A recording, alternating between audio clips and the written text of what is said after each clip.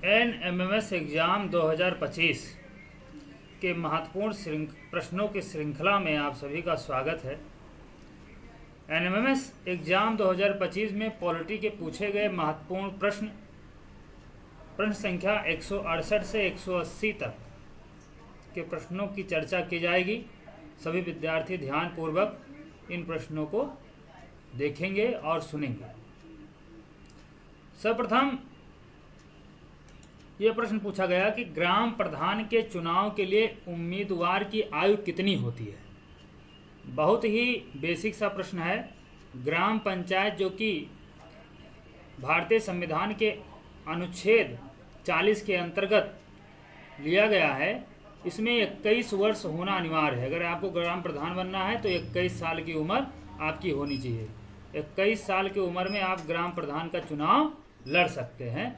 और ये अनुसूची की बात की जाए तो 11वीं अनुसूची में ग्राम पंचायत से संबंधित बातें की गई हैं। 11वीं अनुसूची में, और 11वीं अनुसूची में ग्राम पंचायत से संबंधित जो है 29 विषय लिया गया है। 29 विषय शामिल हैं। यही नगर पंचायत की बात करें तो उसमें 18 विषय हैं।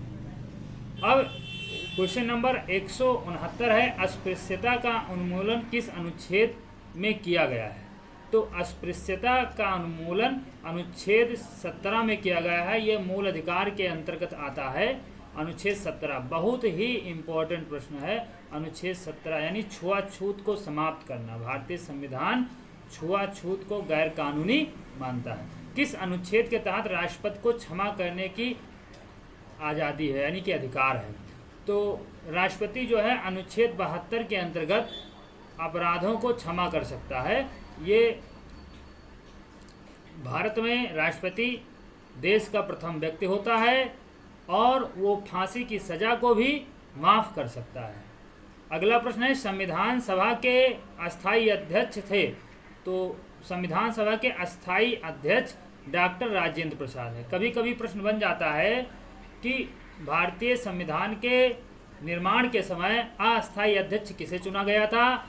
तो 9 दिसंबर 1946 को सच्चिदानंद सिन्हा को अस्थायी अध्यक्ष चुना गया था। बाद में 11 दिसंबर 1946 को डॉक्टर राजेंद्र प्रसाद को अस्थायी अध्यक्ष के रूप में चुना गया है। उत्तर प्रदेश के राज्यपाल हैं। तो उत्तर प्रदेश के प्रेजेंट टाइम राज्यपाल आनंदीबेन पटेल हैं। तो यहाँ पे आंसर नंबर 3 सही जाएगा। जिले में प्राथमिक शिक्षा की व्यवस्था करते हैं। तो जिला बेसिक शिक्षा अधिकारी जो होता है वह जिले में शिक्षा की व्यवस्था करते हैं। इसके बाद अगली स्लाइड पे आते हैं। महत्वपूर्ण प्रश्नों की श्रृंखला चल रही है, सभी बच्चे ध्यान दें। ऐसे ही प्रश्न NMM एग्जाम में 2025 में पूछा जाएगा। रोजाना आप लोगों को वीडियो उपलब्ध कराया जाएगा।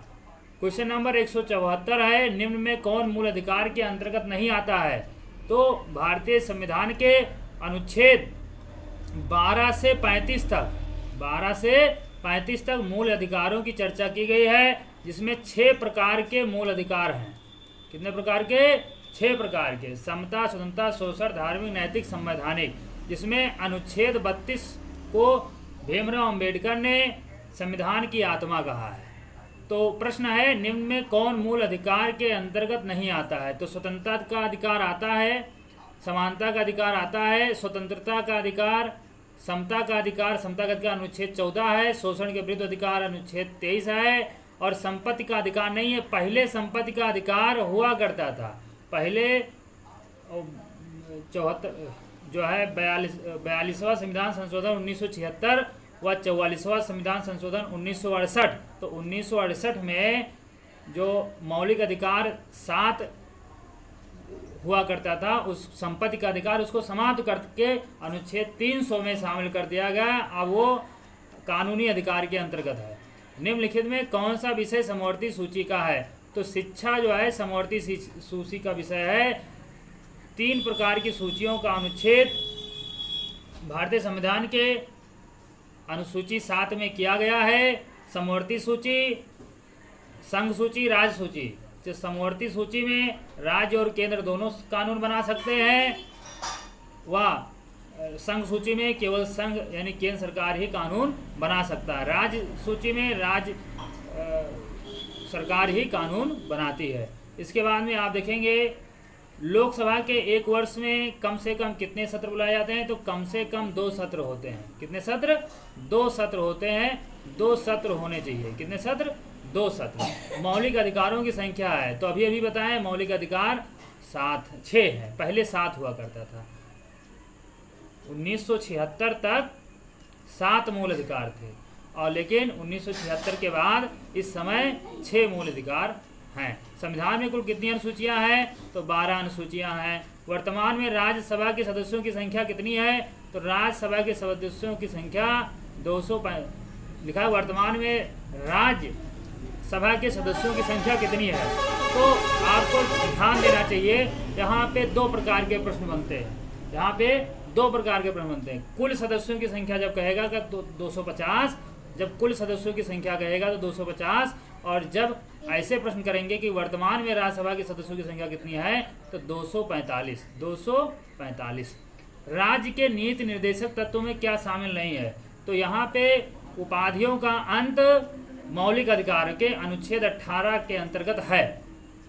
अनुच्छेद 18 में उपाधियों का अंत किया गया है, और ये सब कुटीर उद्योग, जीव जंतुओं की रक्षा, झंडे का सम्मान, ये सब राज्य के नीति निर्देशक तत्व में आते हैं। राज्य के नीति निर्देशक तत्व के अंतर्गत बहुत सारी जिम्मेदारियां राज्य को दी गई हैं, जिसके अंतर्गत अनुच्छेद 36 से 51 तक राज्य नीति निर्देशक तत्वों की चर्चा की गई है। तो आप लोगों को रोजाना ऐसे प्रीवियस ईयर और इम्पोर्टेंट प्रश्नों की श्रृंखला मिलती रहेगी। धन्यवाद।